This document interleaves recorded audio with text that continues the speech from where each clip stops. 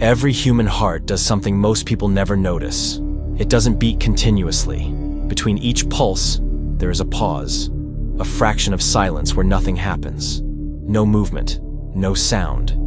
In 2023, a cardiac patient claimed that in that silence, something was speaking. Doctors said it was trauma. Audio specialists said it was interference. But the recordings say something else entirely. Because whatever was hiding between his heartbeats knew things it shouldn't.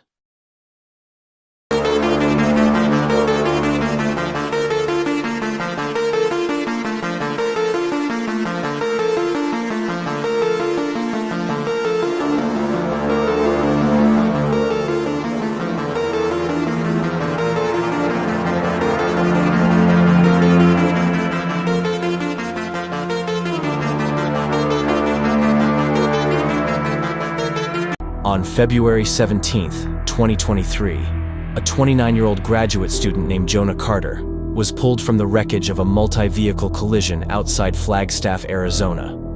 He suffered massive internal injuries and cardiac arrest en route to the hospital. Emergency logs showed Jonah was clinically dead for 78 seconds. He was resuscitated, stabilized, and placed into a medically induced coma. 3 days later, Jonah regained consciousness. Neurological scans were normal. Memory intact. Speech coherent. But within minutes of waking, Jonah asked a nurse a question that was immediately written into his chart. Why does it get loud when my heart stops? Doctors assumed he was confused, experiencing auditory hallucinations common after oxygen deprivation. But Jonah clarified. Not when it stops, when it pauses. Jonah described a sound that appeared only in the brief space between heartbeats. Not during the pulse, not after, only in the silence between them. At first, he said it sounded like pressure, like air moving through a narrow gap, then static, then something closer to distant voices behind a wall. Cardiologists monitored him continuously. His heart rhythm was normal, no abnormalities, no neurological damage. When asked to describe the sound more clearly, Jonah said something that unsettled the attending physician. It doesn't start on its own, it waits. To reassure the patient, doctors allowed audio specialists to place sensitive microphones in Jonah's recovery room. At first, the recordings showed nothing: room tone, ventilation, electrical hum. But when engineers synchronized the audio to Jonah's heart monitor, an anomaly appeared. Tiny spikes in the waveform, always occurring during the same narrow interval. The moment between beats. The sound was extremely low frequency, normally below human hearing range. When amplified, it produced something unexpected. Not static, not interference, but patterned modulation. Rhythm.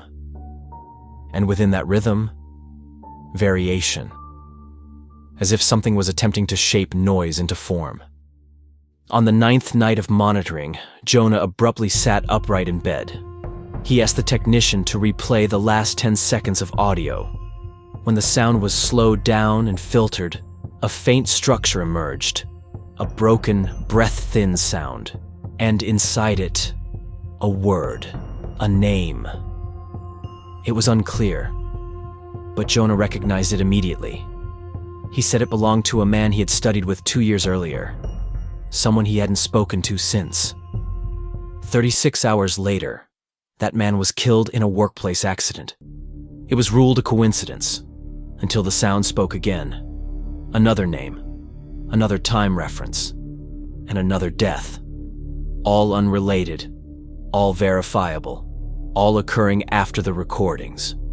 Independent audio analysts were brought in. So were neurologists. So were sleep researchers. Every explanation was tested. Subconscious pattern projection, auditory pareidolia, electromagnetic interference, none fit. The signals were not random. They were reactive. The sound only occurred after Jonah's brain registered the end of a heartbeat, as if whatever produced it waited for biological confirmation. One researcher noticed something else. The waveform subtly adjusted when Jonah became aware of it. When he focused on the silence changed. The names stopped being distant. They became immediate. A nurse, a neighbor, a man Jonah briefly spoke to while waiting for a bus. Jonah attempted to drown the sound with music. White noise, sedation, it made no difference, because he no longer needed to hear it. He could feel when the silence was about to stretch. He could feel when something was preparing to speak. During his final monitored session, Jonah asked to see the live waveform. He watched it rise and fall with his pulse. Then he said quietly, "It's never early. It waits for me." At 2:14 a.m., Jonah sat upright in bed. He removed the electrodes, and he smiled. When staff asked what was wrong, he replied, "It finally said my name." His heart monitor emitted a long, continuous tone, flatline, then another beat, then silence. During the pause, the recorder captured its clearest signal yet. Not fragmented, not distant, but close, intimate. The sound of breath, and beneath it, a whisper. Not a warning, not a prediction, a confirmation. Jonah was resuscitated, but he never regained consciousness.